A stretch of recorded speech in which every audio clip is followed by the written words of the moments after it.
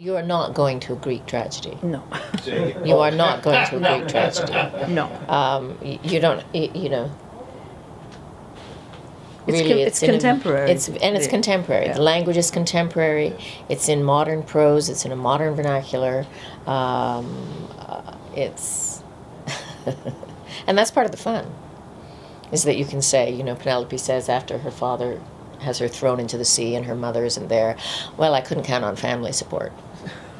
You know, so I mean, you know, so you have all these modern correlations in the text because she's trying to connect you to her story, which is a story that a lot of women are experiencing in the world, you know. I think in Margaret, in the introduction of the play too, she talked about being haunted by a sentence that was really given in the, I guess, is it in the Iliad or in the Odyssey? In the Odyssey. It's in the Odyssey. And it's really one sentence, which is sort of when Odysseus comes back and how he cleans house and kills the suitors and the maids that have dishonored his household. And it's given one sentence, and it has, that sentence always haunted her, because why were these maids considered, why did they have to be sacrificed? And then in her imaginings, she goes into that world and what that means. And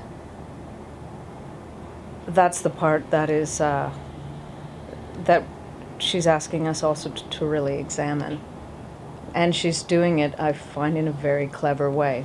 And she does it at times with humor, which is extraordinary.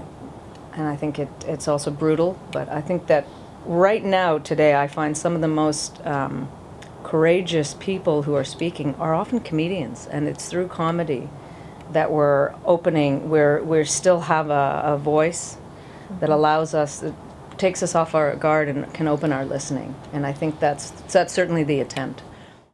And we're in a time right now where we're talking about hearing women's voices and amplifying them, whether that's making them louder or whether that's multiplying them. But to hear their side of things.